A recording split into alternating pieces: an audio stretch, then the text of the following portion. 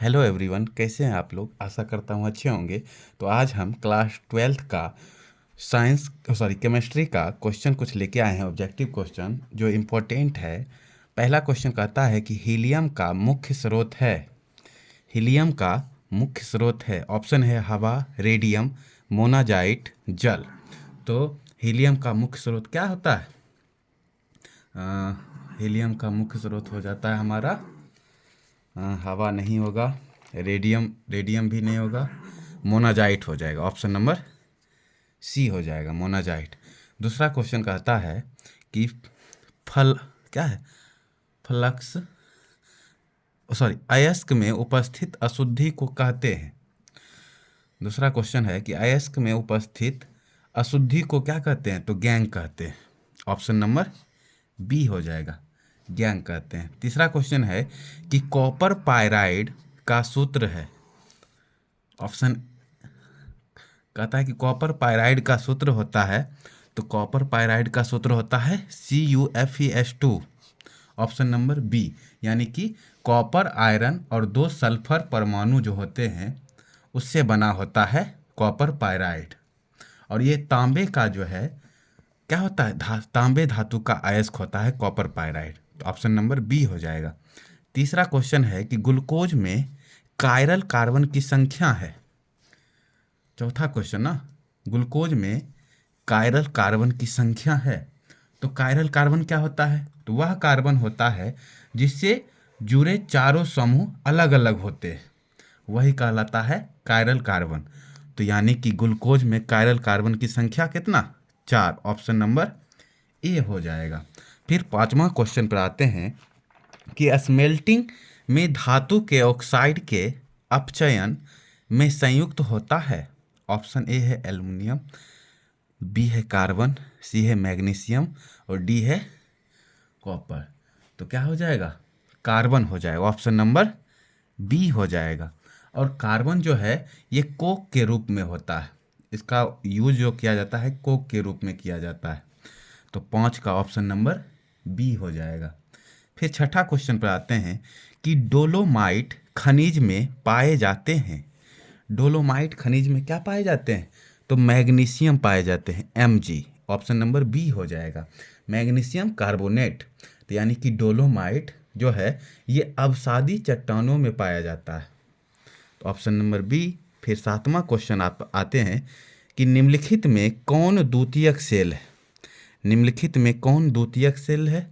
तो option number B हो जाएगा, lead storage battery. Lead storage battery जो है ये द्वितीयक सेल होता है। और द्वितीयक सेल कहते किसको हैं? तो द्वितीयक सेल वह सेल होता है जिन्हें हम बार बार चार्ज करके उपयोग करते हैं, तो वही कहलाता है द्वितीयक सेल। तो यानी कि ऑप्शन नंबर बी हो जाएगा। आठवां क्वेश्चन कहता है कि निम्न में कौन बायोडिग्रेडेबल बहुलक है? तो बायोडिग्रेडेबल ग्रेडेबल बहुलक क्या होता है? तो वह बहुलक होता है जो सूक्ष्म जीवों द्वारा क्या होता है, विघटित हो जाता है। जैसे इसमें दिया है सेलुलोज, पॉलीथीन, PVC या नाइलॉन 66।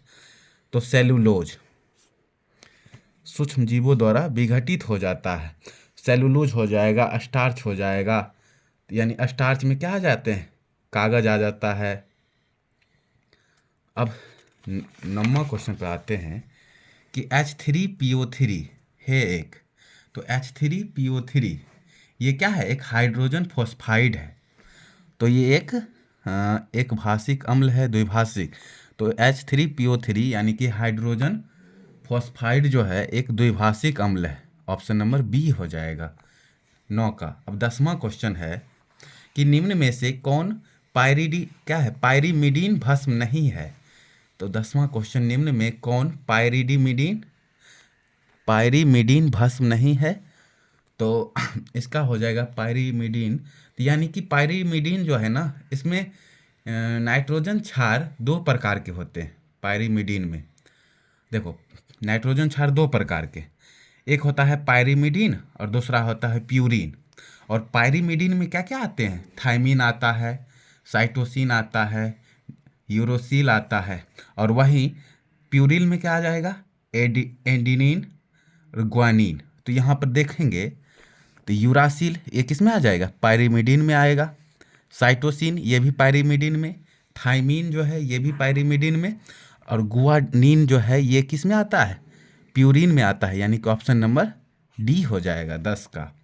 फिर 11वां नंबर क्वेश्चन है कि उजला ठोस डी है। क्वेश्चन कहता है कि उजला ठोस डी क्या है। तो उजला ठोस डी जो है ना, ये होता है हमारा मैग्नीशियम नाइट्रेट, यानी कि ऑप्शन नंबर बी। फिर 12वां नंबर क्वेश्चन है कि हरा अवक्षेप बी का सूत्र है। हरा अवक्षेप बी का सूत्र है। तो देखो, हरा अवक्षेप बी का सूत्र होता है Cr2O3। ऑप्शन नंबर ए हो जाएगा Cr2O3, यानी कि क्रोमियम और O3 यानी ऑक्सीजन, क्रोमियम ऑक्सीजन की यौगिक से संबंधित होता है हरा अवक्षेप, और जिसमें क्रोमियम के अलग अलग ऑक्साइड होते हैं, जिनमें से क्रोमियम ऑक्साइड यानी कि Cr2O3 हरा रंग का होता है।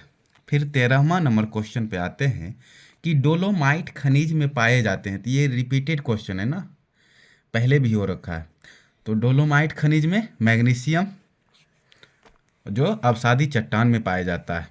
14वां नंबर क्वेश्चन कि अधिकतम ऑक्सीकरण अवस्था दर्शाने वाला संक्रमण तत्व है। अधिकतम ऑक्सीकरण अवस्था दर्शाने वाला संक्रमण तत्व क्या होता है। तो ये होता है मैग्नीज, यानी कि ऑप्शन नंबर ए हो जाएगा। मैग्नीज जो है ना, संक्रमण तत्व में सबसे अधिक ऑक्सीकरण अवस्था दर्शाता है। फिर 15वां नंबर क्वेश्चन है कि निम्न में कौन सा प्रथम पंक्ति का संक्रमण तत्व है। तो प्रथम पंक्ति का संक्रमण तत्व तो मैग्नीशियम या मैग्नीशियम हो जाएगा। फिर 16वां क्वेश्चन है कि सामान्य सूत्र जो CnH2n+2 वाले यौगिक हैं, ऑप्शन है एल्कीन, एल्काइन, एल्केन या इनमें से कोई नहीं। तो CnH2n+2 ये होता है एल्केन ग्रुप। एल्केन इनमें जो होता है ना, केवल एकल बंधन पाए जाते हैं। जैसे क्या हो जाएगा, मीथेन, इथेन, प्रोपेन, ये सभी आ जाते हैं। तो 16 का ऑप्शन नंबर सी हो जाएगा। तो ये सभी ऑब्जेक्टिव क्वेश्चंस आपको कैसे लगे ये आप ज़रूर बताइएगा। धन्यवाद।